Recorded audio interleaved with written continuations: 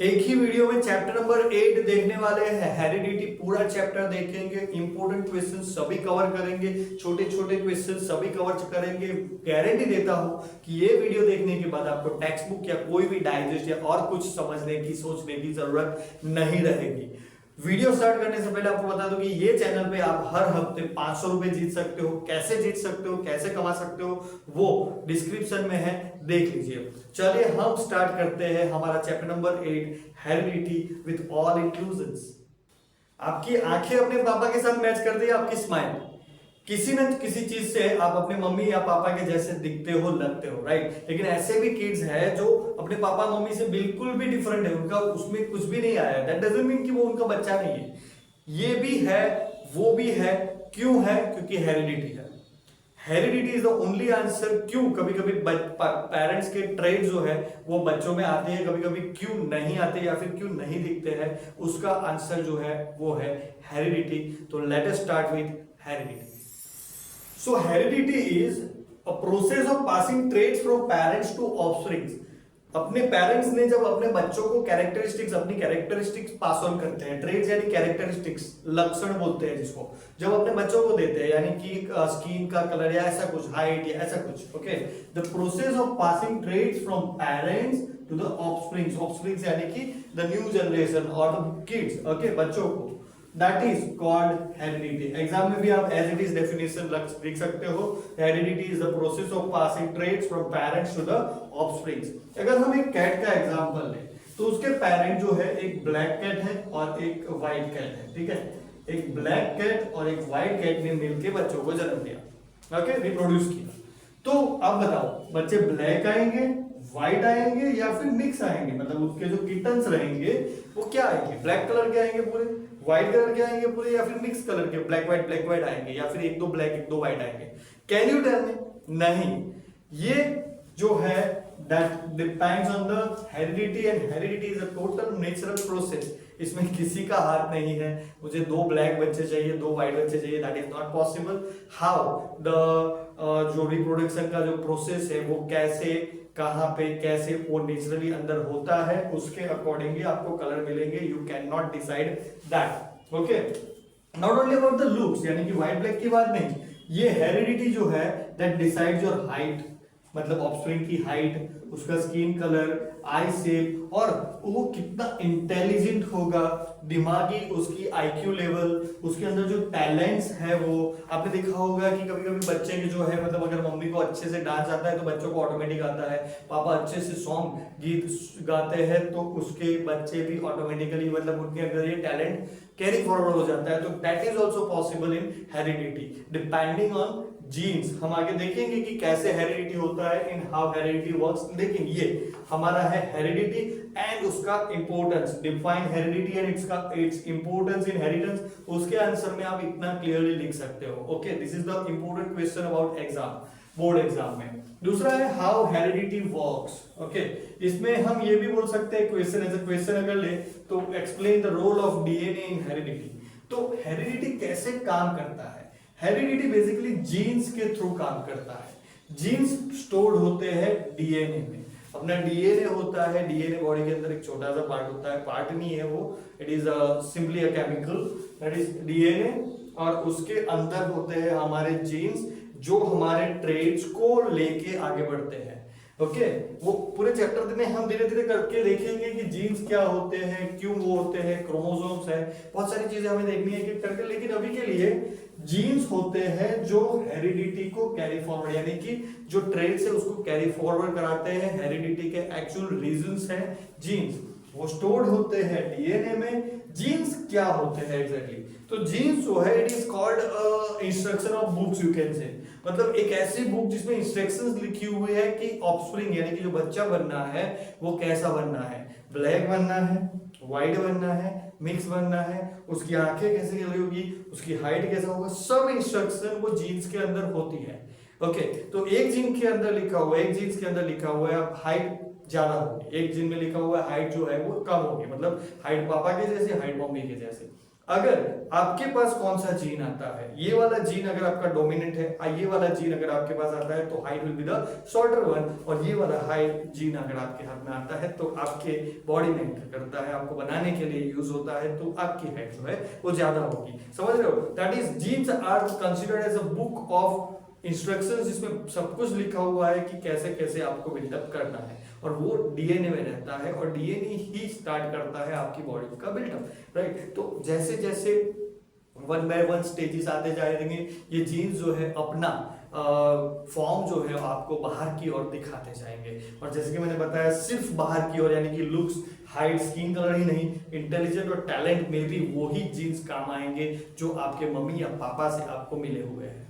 Okay, तो dominancy और ये सब के बारे में हम आगे देखेंगे, लेकिन this is how we will answer. लेकिन यहाँ पे जीन्स जो है वो बुक ऑफ इंस्ट्रक्शंस होती है, लेकिन वो आपको कभी भी 100% कॉपी नहीं बनाएंगे। ओके, आपकी कॉपी जो है, मतलब जो जीन्स है वो ट्रांसफर तो होंगे, लेकिन with a little bit of variation, उसको म्यूटेशन भी बोलते हैं। वेरिएशन के साथ जीन्स ट्रांसफर होंगे, मतलब आपको 100% मम्मी की कॉपी या पापा की कॉपी नहीं मिल सकते, हल्का सा वेरिएशन उसमें रहेगा। ओके, इसीलिए हमें दो तरीके के रिप्रोडक्शन को भी समझने की जरूरत है। एक है हमारा असेक्सुअल रिप्रोडक्शन। असेक्सुअल रिप्रोडक्शन यानी कि ऐसा बोलेंगे कि दो पेरेंट की जरूरत नहीं है, एक ही पेरेंट बच्चों को जन्म दे सकता है। जैसे कि मैंने यहाँ पे एक ड्रॉ किया हुआ है बैक्टीरिया, ये बैक्टीरिया खुद ही डिवाइड होके दो डिफरेंट अलग अलग पार्ट्स में, अलग अलग बॉडीज में डिवाइड हो जाता है, लेकिन it looks the same as it was. Okay, इसीलिए असेक्सुअल रिप्रोडक्शन को बोलते हैं the nature's copy paste. Nature copy paste करता है, कॉपी इधर से उठाया उधर लगा दिया। ओके, एक ही चीज में से दो बन जाते हैं, मतलब दे डिवाइड एक्चुअली, दे ये खुद मर जाता है, उसके बदले में दो नए आ जाते हैं, ये दो में से चार आ जाएंगे, ऐसा होता है नेचर्स कॉपी पेस्ट। यानी कि ये जैसा था एग्जैक्टली वही आता है यहाँ पे, क्योंकि डीएनए उसका सेम होता है और सेम ऑर्गेनिज्म जो है वो प्रोड्यूस होता है। ओके, हम बोल सकते हैं यहाँ पे कि एग्जैक्ट रेप्लिका बनता है। एग्जैक्ट रेप्लिका का मतलब होता है कि जैसा पेरेंट वैसा का वैसा उसका ऑफस्प्रिंग। यहाँ पे किड नहीं बोलेंगे, बच्चा नहीं बोलेंगे, क्योंकि बैक्टीरिया के लिए क्या ऑफस्प्रिंग क्या बच्चा। ओके, वो तो सिर्फ अपना ऑफस्प्रिंग बनाता है, राइट। तो बैक्टीरिया का एग्जैक्ट रेप्लिका आपको देखने को मिलेगा। लेकिन जैसे हम फोटोकॉपी कराते हैं, जेरोक्स कराते हैं, वैसा ही होता है ये। लेकिन यहाँ पे जब जेरोक्स कराते हैं तो माइनर वेरिएशंस आ जाते हैं। कभी जेरोक्स मशीन बिगड़ा हुआ रहा है, या फिर उसमें हल्की सी ब्लैक कलर की पट्टी आ गई, या फिर हल्का सा डार्क हो गया, कलर चेंज आ गया, तो that minor differences are called mutations. उसको क्या बोलते हैं? They tiny mistakes are called mutations. और उसकी वजह से क्या होता है कि ये जो नए बने हैं ना, ये जो नए बने हैं उसमें क्या होता है, स्मॉल छोटे छोटे वेरिएशंस आ जाते हैं, और ये वेरिएशंस को बोला जाता है डीएनए इनएक्यूरेसीज। इसको क्या बोलेंगे हम? DNA inaccuracies. डीएनए में जीन्स होते हैं, जीन्स आगे फॉरवर्ड होते हैं,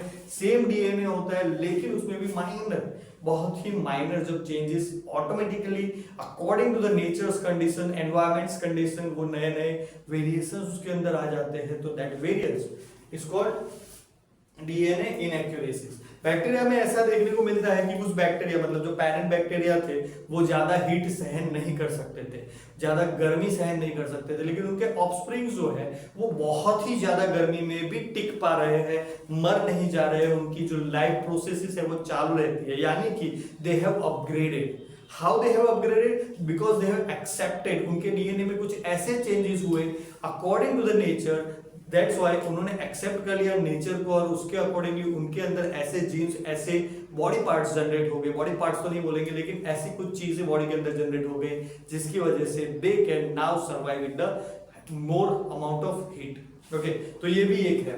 ओके, तो दैट इज कॉल्ड म्यूटेशन, और वही म्यूटेशन जो है उनको ही बोलते हैं हम डीएनए इनएक्यूरेसीज। लेकिन ये इनएक्यूरेसीज जो है बहुत ही माइनर होती है। असेक्सुअल रिप्रोडक्शन में अगर आप देखो तो मतलब आप गन्ने का खेत ले लो, शुगर केन का खेत ले लो, शुगर केन जितनी भी दिखेगी आपको सेम ही दिखेगी, राइट। लेकिन माइनर मतलब एक कभी कोई बड़ी शुगर केन हो गई, उसके मोटे मोटे दाने हो गए, कोई हल्की सी छोटी हो गई, they will look as it is, बहुत ही सेम दिखेगी, लेकिन थोड़े बहुत उसमें चेंजेस हमेशा रहेंगे, and that changes are called DNA inaccuracies, और वो बहुत ही माइनर रहती है। ओके, यहाँ पे एक क्वेश्चन बन सकता है एग्जाम में कि why do asexual reproduction organism show very little variations. तो इसका आंसर है कि असेक्सुअल रिप्रोडक्शन कॉपी पेस्ट होता है, फोटोकॉपिंग होता है, एग्जैक्ट रेप्लिका होती है, and this thing that is minor very small variations because of the DNA mutations, tiny mistakes के कारण जो mutations जनरेट होता है वो उसका रीजन है। उसी के साथ दूसरा एक क्वेश्चन बन सकता है कि why do sexual, अगर बोलेंगे तो sexual reproduction organism so many variations, मतलब बहुत ज्यादा variations कंपेयर टू asexual से कंपेयर करोगे तो सेक्सुअल रिप्रोडक्शन में ज्यादा वेरिएशंस आपको देखने को मिलेंगे। क्यों? That is the question. तो यहाँ पे उसका आंसर करते हुए हम बोलेंगे कि इसमें जैसे कि एक ही पेरेंट होता है, इसमें कितने पेरेंट होते हैं? 2। सेक्सुअल रिप्रोडक्शन में 2 पेरेंट्स हैं, दोनों पेरेंट्स अपने अपने डीएनए को कंट्रीब्यूट करते हैं। इसके पास एक ही था, सेम डीएनए, आगे बढ़ गया, राइट। लेकिन इसमें क्या होगा? 2 पेरेंट रहेंगे, और 2 पेरेंट जो है इसको बनाने के लिए अपना अपना डीएनए कंट्रीब्यूट करेंगे। अभी इसका डीएनए अलग, इसका डीएनए अलग, दोनों का डीएनए अलग है ना, ये वाले का डीएनए अलग, ये वाले का डीएनए अलग, दोनों का डीएनए का मिक्सिंग होगा, यानी कि मोर मिक्सिंग, ज्यादा मिक्सिंग होगा तो ज्यादा वेराइटीज देखने को मिलेगी।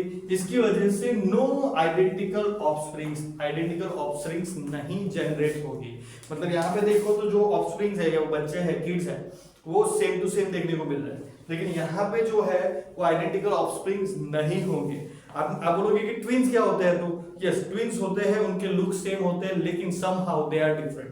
समहाउ कोई ना कोई तरीके से वो एक दूसरे से अलग होते हैं। आपने जुड़वा मूवी भी देखी होगी, तो एक बहुत ही मतलब हरामी टाइप का होता है, एक जो है सारा सिंपल होता है, राइट। तो ऐसा ही होता है, भले ही सेम टू सेम दिखे, 100% दोनों का सेम दिखना पॉसिबल है, लेकिन 100% दोनों का हर एक तरीके से होना that is not possible, because there will be more varieties due to different DNA. Okay, अभी ये एक ऐसा है, मतलब इसको एक एग्जांपल से भी समझाऊंगा आपको। तो ये एक पेंटिंग जैसा है, जैसे आप रेड और ब्लू कलर को मिक्स करो, रेड और ब्लू कलर को, तो क्या मिलेगा? पर्पल। लेकिन थोड़ी देर बाद मैं आपको वही पर्पल शेड फिर से बनाने को बोलूं तो नहीं बनेगा, पॉसिबल ही नहीं। हाँ, पर्पल कलर जरूर बनेगा, लेकिन पर्पल का जो शेड पहले बना था, आपने कुछ रेड लिया, ब्लू मिक्स किया तो पर्पल बन गया, लेकिन same to same amount of red and purple you can not mix every time manually. Okay, हाँ, मशीन आ गए हैं, एशियन पेंट्स वगैरह मशीन बनाते हैं, उसमें एग्जैक्टली सेम ही बनता है, लेकिन हम अपने हाथों से जब बनाते हैं तो ऐसा नहीं होता है, सेम शेड फिर से नहीं बनता है। This is how sexual reproduction work, उसमें वेराइटीज आ ही जाती है। ओके, तो this is about sexual asexual reproduction. उनके बीच का डिफरेंस भी हमें पूछ सकते हैं, और सेपरेट क्वेश्चंस भी हमें एग्जाम्स में आ सकते हैं। तो चलिए थोड़ा बहुत आगे भी देख लेते हैं। Now the next question that arises is why accumulation of variation happens, मतलब वेरिएशंस क्यों बढ़ते जाते हैं? तो उसका सिंपल एक जवाब है कि ये अपना बंदा है, ठीक है, ये बैक्टीरिया है, बंदा तो नहीं, बैक्टीरिया है। ये बैक्टीरिया में से 2 बैक्टीरिया बने with a little bit of DNA variations, और उसकी वजह से उसकी बॉडी में हल्के फुल्के वेरिएशंस आए। इसने नेक्स्ट जनरेशन में और 2 बैक्टीरिया बनाए, ओके, बाय डिवाइडिंग इटसेल्फ। इसने भी 2 बैक्टीरिया बनाए, तो इसके साथ इसका मतलब इसके अंदर से यहाँ पे जब आया तो थोड़े बहुत वेरिएशन बने थे, यहाँ से फिर इधर गया तो थोड़े और वेरिएशन बन गए, यहाँ से और एक जनरेशन पैदा होगी तो उसमें और वेरिएशन हो गए, और यहाँ से और एक वेरिएशन, तो up to coming up to the 4th generation. 4th generation आते आते इसके साथ वो काफी, ये वाला और ये वाला जो है काफी डिफरेंट हो जाएगा, क्योंकि इसके और इसमें थोड़ा बहुत मैचिंग हो सकता है, बहुत मैचिंग तो इसमें और इसमें भी होगा, लेकिन वेरिएशन ज्यादा होंगे। क्यों होंगे? क्योंकि टाइम बाय टाइम और the generation by generation every human और एवरी स्पीसीज अपने वेरिएशंस दिखाती है। जैसे कि मैंने बताया आगे कि अपने according to the environmental conditions वो अपनी अपनी चेंजेस लाते रहते हैं, और अकॉर्डिंगली यहाँ से यहाँ आते आते 4th जनरेशन तक आते आते उसमें काफी ज्यादा वेरिएशंस देखने को मिल जाएंगे। ओके, उसके बाद और एक क्वेश्चन है, that is why variations important क्यों है? ओके, वेरिएशंस क्यों होने चाहिए, वेरिएशंस क्या है वो तो हमने देखा, क्यों होने चाहिए। तो आपको मैंने बताया कि अगर मैं 2 तरीके के बैक्टीरिया की बात करूं कि एक जो हीट को रेजिस्ट कर सकता है, दूसरा हीट को रेजिस्ट नहीं कर सकता। अभी यही बैक्टीरिया अगर हीटेड एनवायरनमेंट यानी कि गर्म एनवायरनमेंट के अंदर है तो कौन रेजिस्ट करेगा, कौन जिएगा? ऑब्वियसली जो हीट को रेजिस्ट कर पाएगा, जो हीट को रेजिस्ट नहीं कर पाएगा वो मर जाएगा। तो ऑटोमेटिकली जब ये वेरिएशंस अक्यूमुलेट होते हैं तो वो अकॉर्डिंगली नेचर के साथ सेट होते होते काम करते हैं, और सिमिलरली वो धीरे धीरे धीरे उसमें ऐसे चेंजेस लाते हैं जिसकी वजह से वो अपना जो है सर्वाइवल जो है वो फिट कर पाए, survival of the fittest, that was the principle from Darwin given कि हर एक चीज अपने सर्वाइवल के लिए जो करना पड़े ऐसे अपने अंदर वो वेरिएशंस जनरेशन बाय जनरेशन लाती रहती है, और उसी का रीजन है कि वेरिएशंस जो है बहुत ही इंपॉर्टेंट है। आप समझो कि एक टाइनी बैक्टीरिया, हम पहले अगर एक सिंगल सेल्यूलर इसकी लिविंग ऑर्गेनिज्म की बात करें तो वो है अमीबा, राइट। तो अमीबा एक सिंगल सेल्यूलर ऑर्गेनिज्म है, शायद वो ही पहले बना होगा, फिर उसमें से आगे वेरिएशंस यानी कि अक्यूमुलेट होते होते होते कॉम्प्लेक्स ह्यूमन जैसे कि हमारी बॉडी बनी है, राइट। क्योंकि इवोल्यूशन इज नीडेड, राइट। हर एक चीज को हर एक एनवायरनमेंट में सेटल होने के लिए थोड़ा बहुत इवॉल्व होना पड़ता है, और इवॉल्व होने के लिए ही उसको वेरिएशन की जरूरत पड़ती है, and this is done by nature itself. Nature ने कुदरत ने ही सब कुछ सेट करके रखा है कि जिसको जैसी जरूरत पड़ेगी उसके अकॉर्डिंगली वो अपने आप को इवॉल्व करता रहेगा, and that is called evolution. Now comes the big questions that why we look same but different from our parents, same but different। ये हम बहुत बोलते हैं ना, अपने पेरेंट्स के जैसे थोड़े बहुत तो लगते हैं लेकिन अलग लगते हैं, तो सेम बट डिफरेंट हुआ नहीं। क्यों ऐसा होता है same but different? Because DNA genetic instructions को कैरी करता है, और हमने अभी देखा कि हमारे दो पेरेंट्स जो है जो सेक्सुअल रिप्रोडक्शन करते हैं तो ये अपना डीएनए देते हैं, ये अपना डीएनए देते हैं ना। ये अगर मम्मी है और ये पापा है तो दोनों अपना अपना डीएनए लाएंगे, और ये बेबी जो प्रोड्यूस होगा, नया जो बेबी आएगा उसमें इनका डीएनए और इनका डीएनए और दोनों डीएनए के अंदर जेनेटिक इंस्ट्रक्शन होगी, वो इसको मिलेगी। यानी कि half of the genes are from mother and half of the genes are from father. तो इनके जीन्स यहाँ से आधे आए, इधर आए, दोनों के अलग अलग मतलब दोनों के जीन्स आए, आधे इधर से आधे इधर से। लेकिन ऐसा भी नहीं है कि कौन सा किसका, जैसे हेयर का है तो ऐसा नहीं होगा कि हेयर का हमेशा पापा से आएगा या मम्मी से आएगा, ऐसा फिक्स नहीं होगा कि पापा ही हेयर वाला देंगे, स्किन कलर हमेशा मम्मी का आएगा, ऐसा नहीं होता है। कोई कोई केस में मम्मी का स्किन कलर आ जाते हैं, पापा के हेयर आ सकते हैं, या फिर उल्टा भी हो सकता है, कोई कोई केस में मम्मी पापा का स्किन कलर और मम्मी की हेयर क्वालिटी आ सकती है। That totally depends nature, depends on the nature, right. तो अपने अपने डीएनए दोनों लोग देते हैं, और डीएनए के अंदर जेनेटिक इंस्ट्रक्शन होती है, तो काफी ज्यादा मिक्सिंग होती है, और इसी के कारण थोड़े बहुत सेम और थोड़े बहुत अलग दिखते हैं। इमेजिन कीजिए अगर आपको चॉइस दी जाए कि आप अपनी मम्मी का स्किन कलर लेना चाहोगे या पापा का, हेयर कैसे चाहिए, हाइट कैसी चाहिए, किसके जैसा आपको बनना है, तो कितना अच्छा होता ना, आप अपना लुक खुद डिसाइड कर पाते हैं। लेकिन ये ऐसा प्रैक्टिकली पॉसिबल नहीं है। अगर होता तो एक मैजिक होता, राइट। यही मैजिक करने की ट्राई 150 इयर्स पहले ग्रेगर मेंडल ने की थी using the plants of peanut. उन्होंने समझना चाहा कि ये इनहेरिटेंस कैसे होता है, ट्रेड्स आगे कैसे फॉरवर्ड होते हैं, कौन से ट्रेड्स कब फॉरवर्ड होते हैं, ये सब उन्होंने 150 इयर्स बैक, आज से 150 साल पहले उन्होंने अच्छे से समझा और हमको बताया। और इसकी वजह से आज हम बहुत सारी चीजें जो है उसमें मॉडर्न बायोलॉजी के अंदर कर पा रहे हैं। तो चलिए समझते हैं ग्रेगर मेंडल का experiment. Let us understand about Mendel's experiment in detail. तो पहले एक क्वेश्चन आता है, that is who was Gregor Mendel and why he chose the peas plant only. तो उसका आंसर कर देते हैं। ग्रेगर मेंडल जो थे वो मॉन्क और साइंटिस्ट थे। He has been about 150 years ago. He was a monk as well as a scientist, and his experiments on the pea plants जो उन्होंने एक्सपेरिमेंट्स किए वो आज के जो मॉडर्न जेनेटिक्स की है वो फाउंडेशन बोला जाता है, क्योंकि वहां से ही पता चला कि बहुत सारी चीजें जो है कैसे इनहेरिटेड होती है, ट्रेड जो है वो कैसे आगे बढ़ते हैं। उन्होंने क्यों पी प्लांट्स ही चूज किया? बिकॉज पीस जो है बहुत ही जल्दी उगते हैं, जिसकी वजह से एक ही लाइफ के अंदर मतलब उनके पास भी limited time of year living था, राइट, और हर एक के पास ऐसा ही होता है। तो पीस जो है बहुत ही जल्दी उगते हैं, तो उनके ऊपर मल्टीपल जनरेशन की स्टडी जो है वो इजीली हो सकती थी, क्योंकि वो फटाफट उगते थे पीस, तो उसकी जनरेशन जो है 1 by 1 आती जाती थी, और उसके लिए उसकी स्टडी जो है वो पॉसिबल थी।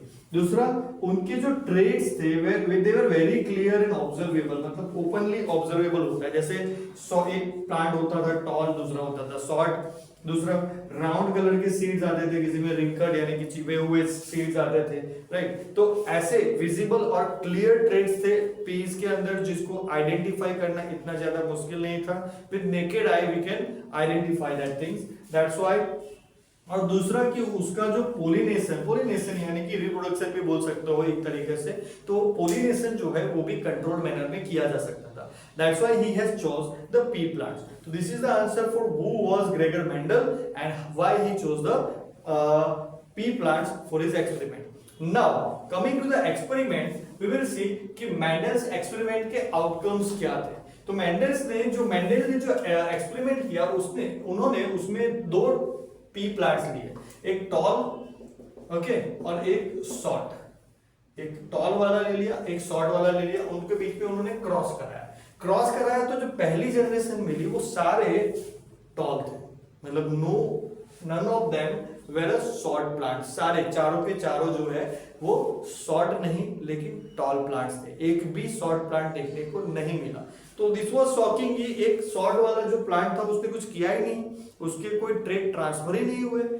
वो जो है इसलिए उन्होंने फिर से कंट्रोल्ड, जैसे कि कंट्रोल्ड पोलिनेशन पॉसिबल था, उन्होंने अपने हिसाब से पोलिनेशन करवाया। और पोलिनेशन करवाने पे जो नई जनरेशन मिली that was the F2 generation, उसमें 3 टॉल थे और एक शॉर्ट था। यानी कि जो पहली जनरेशन के अंदर आपको ट्रेड देखने को नहीं मिला वो F2 जनरेशन में फिर से रीअपीयर हुआ, फिर से दिखने लगा। तो ये वाला शॉर्ट दिख रहा है यहाँ पे आपको एज इट इज, जो इधर था वो इधर शॉर्ट फिर से दिखने लगा। यानी कि ये जो ट्रेड थे वो ऐसा मेंडल ने यहाँ पे ऑब्जर्व ऐसा किया कि जो ट्रेड थे शॉर्ट वाले के वो कहीं गए नहीं, वो सिर्फ और सिर्फ कैरी फॉरवर्ड हो रहे थे। इसके अंदर भी ट्रेड्स थे, एज यू कैन सी। देखो अगर ये प्योर टॉल था तो उसके ट्रेड्स उन्होंने नोट डाउन किए कैपिटल टीटी, अगर वो शॉर्ट था तो उन्होंने नोट डाउन किए स्मॉल टीटी। ओके, अभी क्रॉस करने पे देखो, क्रॉस करने में क्या हुआ, capital T small T, capital T small T, capital T small T, मतलब इसमें स्मॉल टी आ चुका था। देखो ओके, अभी इसका क्रॉस करेंगे अगर हम, देखो यहाँ पे करके दिखाता हूं, कैपिटल टी क्रॉस, इसका इन दोनों का, इसका और इसका क्रॉस करेंगे तो यहां से देखो पहले ये टी आ रहा है, ओके ये टी के साथ तो टी टी, फिर ये वाला टी दूसरे वाले टी के साथ ऐसा हो गया, फिर ये वाला टी दूसरे वाले टी के साथ और ये वाला टी और ये वाला टी, तो ऐसा बना। देखो capital T capital T, capital T small T, capital T small T और स्मॉल टी स्मॉल टी, सही है। इसीलिए ये शॉर्ट आ गया, लेकिन इसका मतलब ऐसा नहीं है कि यहाँ पे स्मॉल टी नहीं है, उसके जो मतलब उसके जो जीन्स है उसमें ये वाला ट्रेड जो है वो अवेलेबल जरूर है, वो कहीं गया नहीं, वो still it is still there, वो कभी ना कभी रीअपीयर होगा क्योंकि वो जीन्स के अंदर है। वो जैसे जैसे जनरेशन बढ़ती जाएगी आगे जाके वो ट्रेड जो है वो रीअपीयर हो सकता है। This is the Mendelian ratio, इसी को बोलते हैं मेंडेलियन रेशियो।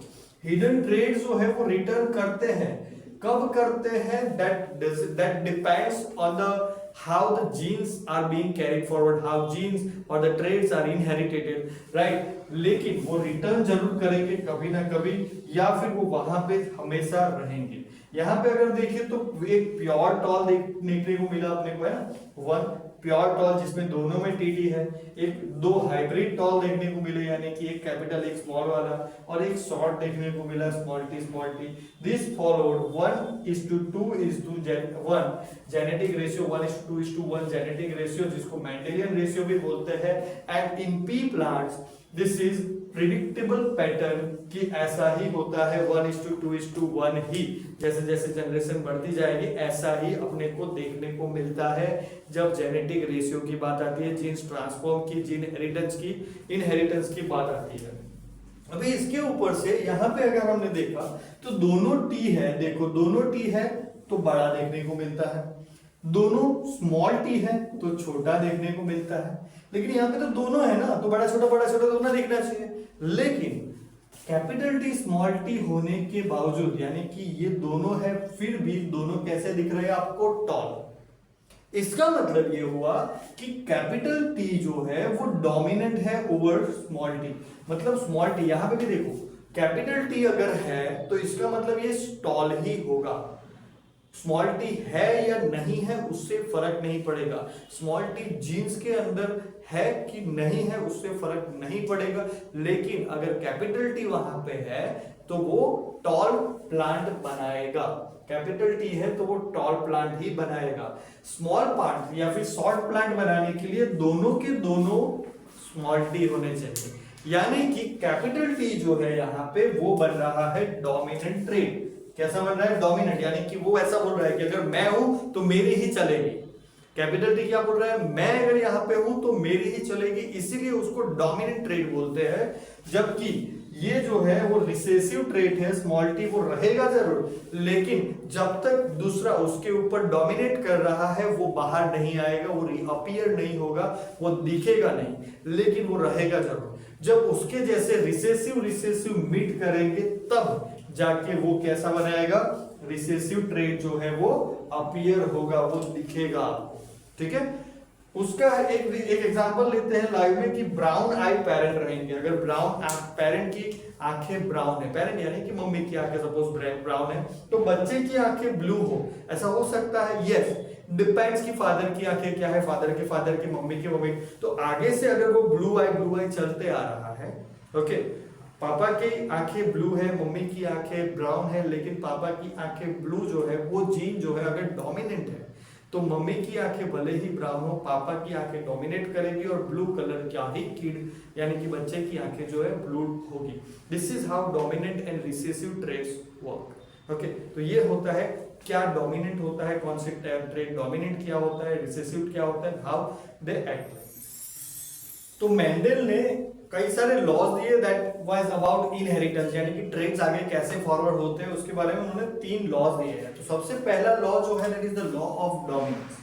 बहुत ही क्लियर था कि हर एक ऑफस्प्रिंग के अंदर यानी कि हर एक किड के अंदर, बेटे के अंदर, बच्चे के अंदर, जो भी मतलब कोई भी बैक्टीरिया के बच्चे को बच्चे नहीं बोलते, इसलिए मैं ऑफस्प्रिंग बोलता हूं बार बार, कि जो भी ऑफस्प्रिंग होगा उसमें 2 ट्रेड्स रहेंगे। Okay, if it is an asexual reproduction, okay sorry, it is a sexual reproduction. Asexual में ऐसा कुछ नहीं होता है, उसमें डायरेक्टली रेप्लिका जनरेट हो जाती है, लेकिन हम बात कर रहे हैं सेक्सुअल रिप्रोडक्शन की, कि लॉ ऑफ डोमिनेंस कब काम करता है? सेक्सुअल, सारे लॉज सेक्सुअल रिप्रोडक्शन में ही काम करते हैं। आउट ऑफ 2 ट्रेड्स, मतलब एक ट्रेड मिलता है उसको पेरेंट्स से, वन ऑफ द पेरेंट्स यानी कि मम्मी से, एक ट्रेड मिलता है उसको पापा से, दोनों का मिक्स होके, मतलब दोनों के जो 2 ट्रेड्स होते हैं उसमें से एक हमेशा डोमिनेंट रहेगा और एक हमेशा रिसेसिव रहेगा। ओके, तो यही लॉ है, out of 2 traits one is always dominant over the other, मतलब एक हमेशा डोमिनेंट रहेगा और जो डोमिनेंट रहेगा वो ही अपीयर करेगा, उसके हिसाब से ही काम होगा। ओके, दूसरा है लॉ ऑफ सेग्रीगेशन। अभी यहाँ पे हमने देखा कि हमारा जो भी किड है, जो भी बच्चा है, उसके अंदर 2 तरीके से ट्रेड्स आ रहे हैं, दो जगह से जीन आ रहे हैं, मम्मी से और पापा से। तो वो कहां से होता है? सेग्रीगेशन कहां से होता है? जीन्स जो है सेपरेट ड्यूरिंग गैमेट फॉर्मेशन, एक बड़ा सा टॉपिक है गैमेट फॉर्मेशन, लेकिन जब वो बच्चे का पहला ही मतलब जब वो बच्चा बनना स्टार्ट होता है तब की बात होती है gamete formation. So offspring get one from each parent, एक यहां से एक वहां से उसको मिलता है ड्यूरिंग गैमेट फॉर्मेशन ओनली, यानी कि जब वो यूनिसेल्युलर एक ही सेल की चीज बनती है तब की बात है। This is how traits can skip generations. ये भी एक कहने के मतलब था कि देखो पापा के पास ऐसे ब्लू और उसके पापा के पापा मम्मी जो है, मतलब फादर बेटे का, बच्चे का, मतलब ये ऑफस्प्रिंग की बात कर रहे हैं, उसके फादर के भी फादर और मदर के पास blue eye brown eye suppose था, तो उसके पास दोनों आया है, लेकिन ब्लू आई जो था डोमिनेंट था, इसलिए उनकी आंखें जो है ब्लू कलर की है। अभी ऑफस्प्रिंग में वो डायरेक्टली ब्लू वाला चला गया, तो ब्राउन जो ट्रेड था वो ऐसा बोलेंगे कि उसने स्किप कर दिया पूरी जनरेशन को, ब्राउन वाला उसमें गया ही नहीं, क्योंकि उनके पास फादर के पास कितने ट्रेड्स थे? 2, ब्लू भी था ब्राउन भी था, लेकिन उसमें से एक ही जा सकता है, तो सिर्फ ब्लू चला गया। तो ब्राउन ने क्या किया? उसने जनरेशन को स्किप कर दिया, यानी कि 2 में से एक ट्रेड आगे जाता है, एक जो है जनरेशन को स्किप कर देता है, इसीलिए उसको स्किपिंग द जनरेशन भी बोलते हैं। This is the law of segregation. Okay, now law of independent assortment. Different traits inherited separately. थोड़ा कंफ्यूजिंग लगेगा लेकिन आपको मैं बताऊं कि ये जो है ऐसे समझो आप कि अगर मेरे पास दो ट्रेड्स हैं, ओके, एक हाइट का और एक हेयर का और एक है स्किन कलर का, तो मतलब जब मेरी हाइट बढ़ती है, मतलब मेरे पास अगर हाइट टॉल वाला है तो उसको मेरे हेयर की टाइप से कोई लेना देना नहीं है। अगर हम पीस की बात करें तो पीस में एक टॉल होता है, एक राउंड होता है। टॉल और short size of the plant रहता है और दूसरा राउंड और रिंकल्ड टाइप ऑफ सीड रहता है। तो राउंड या आएगा, मतलब सीड का टाइप क्या आएगा, राउंड आएगा या रिंकल्ड आएगा, या फिर उसकी साइज जो है शॉर्ट आएगी या टॉल आएगी, that are not interrelated with each other. मतलब टॉल शॉर्ट को राउंड रिंकल से कोई लेना देना नहीं है। हाइट ज्यादा होने से हाइट कम होने के साथ, मतलब अगर ट्रेड बताता है कि हाइट ज्यादा होनी है तो हाइट ज्यादा होगी, उसको स्किन कलर के साथ कोई लेना देना नहीं है। डिफरेंट ट्रेड्स डिफरेंटली काम करते हैं। ऐसा नहीं होगा कि अगर मैं मम्मी का कलर लेके आया हूं तो थोड़ा बहुत उसमें हाइट का भी डिफरेंस देखने को मिले, मम्मी का है थोड़ा बहुत हाइट का भी देखने को मिलेगा, नहीं। डोमिनेंसी जो है, अगर पापा की है हाइट के बारे में और कलर के बारे में मम्मी की है, तो मुझे पापा की हाइट मिलेगी, मम्मी का कलर मिलेगा, and that is definite thing. Okay, दोनों इंटर रिलेटेड नहीं रहेंगे, इसीलिए लॉ ऑफ इंडिपेंडेंट असॉर्टमेंट बोला उन्होंने कि ये ट्रेड टोटली डिफरेंट है, इसका इसके ऊपर कोई इफेक्ट नहीं है, दोनों सेपरेट है। आशा करता हूं समझ में आया होगा। How do traits get expressed, ये भी एक इंपॉर्टेंट क्वेश्चन है। तो हमारा जो डीएनए उसको हम the instruction manual of life बोलेंगे, क्योंकि हमारी लाइफ जहां से जनरेट होना स्टार्ट होती है दैट इज डीएनए। उसके अंदर होता है जीन, और जीन जो है वो गैमेट फॉर्मेशन के टाइम पे डिस्ट्रीब्यूट हो जाता है, तभी डिसाइड हो जाता है। गैमेट फॉर्मेशन के टाइम पे ही डिसाइड हो जाता है कि बच्चा कैसा बनेगा। ओके, तो the instruction manual of life है जिसमें अ section of DNA that codes for a specific trait is called a gene. मतलब जीन क्या है, जीन कोड करता है अपनी बॉडी को, हमारी बॉडी को वो कोड करता है। जैसे कंप्यूटर पे प्रोग्राम कोड होते हैं ना, वैसे ही अगर पेंटिंग में हम कलर अलग अलग करते हैं तो ये जीन जो है हमारी पेंटिंग को कलर करने वाली चीज है।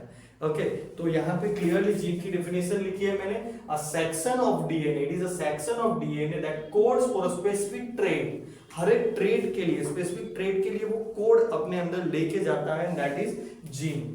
Gene controls how much of a protein. अभी जीन एग्जैक्टली काम कैसे करता है, तो हमारे जितने भी ट्रेड्स हैं, ट्रेड्स यानी कि हाइट, बाल का कलर, इनहेरिटेंस, हमारी इंटेलिजेंस, हमारे टैलेंट्स जो भी है, that depends on the protein basically. Okay, तो अलग अलग टाइप के प्रोटीन हमारे बॉडी के अंदर है, और अलग अलग टाइप के प्रोटीन कितने ज्यादा रिलीज होंगे, कितने कम रिलीज होंगे, that is controlled by the genes. तो जीन क्या करता है, controls the production of release of protein. क्या करता है gene? Gene controls how much of protein is made, protein कितना बनेगा, जिसकी वजह से which decides traits like height, head type. मतलब इसका यहाँ पे ऐसा हुआ कि अगर टॉल बनना है, अगर ग्रोथ हार्मोन जो कि प्रोटीन से ही आगे प्रोड्यूस होता है, तो अगर ग्रोथ हार्मोन ज्यादा प्रोड्यूस हुआ हाइट ज्यादा बढ़ेगी, ग्रोथ हार्मोन अगर लेस हुआ हाइट कम बनेगी, and this is decided by gene, because gene controls how much the protein is made. ज्यादा प्रोटीन ज्यादा ग्रोथ हार्मोन, ओके, और ज्यादा height, come protein come growth hormone come height, simple. Each gene is located on chromosome which exist in pairs one from each parent। तो jeans कहाँ पे होते हैं? Chromosome के अंदर। डीएनए के अंदर जीन है क्रोमोसोम के ऊपर लोकेटेड, और जीन फिक्स करता है, कंट्रोल करता है कि कितना प्रोटीन जनरेट होगा, कितना प्रोटीन जनरेट होगा, ज्यादा प्रोटीन जनरेट होगा, ज्यादा हार्मोन जनरेट होंगे, ज्यादा चीजें बनेगी, अच्छा मिलेगा, कम होगा तो कम चीजें मिलेगी, अच्छा नहीं मिलेगा, लाइक दिस ओनली। ऐसा नहीं है कि कम होना हमेशा अच्छा ही होता है, अच्छा नहीं होता है, कम होना भी अच्छा होता है। जैसे स्किन के अंदर मेलानिन, हमारी स्किन के अंदर अगर ज्यादा मेलानिन है तो हमारी स्किन डार्क हो जाती है, मेलानिन कम है तो क्या होगा, हमारी स्किन जो है वो लाइट हो जाएगी, यानी कि कलर गोरा मिलेगा हमको। तो दैट कम होना भी सही है। तो जीन्स डिसाइड्स करता है कि कितना प्रोटीन कहाँ पे जनरेट करना है, बनना है, ओके, और उसी के अकॉर्डिंगली हमारा जो ट्रेड्स है वो हमें पेयर करने में हेल्प करता है। उसके बाद है पनेट स्क्वायर, पुनीट स्क्वायर भी बोलते हैं इसको, पनेट स्क्वायर भी बोलते हैं। आपको फिर से बता रहा हूँ, ये जो प्रोनाउंसिएशन है doesn't matter, spelling matters. Punnett squares predicting traits in offsprings, मतलब पुनीट स्क्वायर से आप जो है ऑफस्प्रिंग में कौन से ट्रेड आगे आने वाले हैं वो पहले से डिसाइड कर सकते हो, प्रिडिक्ट कर सकते हो। ये एक स्क्वायर है, सिंपल देखो अपने पास दो है T and T, this one is dominant, this one is dominant, this is recessive, recessive. अगर यहां से मैं क्रॉस जाऊं तो इधर से टी मिलेगा, इधर से टी मिलेगा, टी एंड टी। यहां से आगे जाओ तो टी, यहां से नीचे आओ तो स्मॉल टी। यहां पे नीचे आओ तो देखो ये वाला टी जो है आगे कैरी फॉरवर्ड करता है अगर, तो क्या बनेगा कैपिटल टी स्मॉल टी, और यहां से स्मॉल टी स्मॉल टी। तो this is how you can decide कि प्रेडिक्ट कर सकते हो आपकी कैसे आपका ऑफस्प्रिंग। बड़ा टॉपिक है ऐसा नहीं है, लेकिन अपनी टेक्स्ट बुक में 10th में इतना ही है तो हम अभी इतना ही रखते हैं, जब उसके बारे में पढ़ेंगे तब डिटेल में पढ़ेंगे। ओके, तो this is about the Mendel's experiment and how the dominant and recessive things work.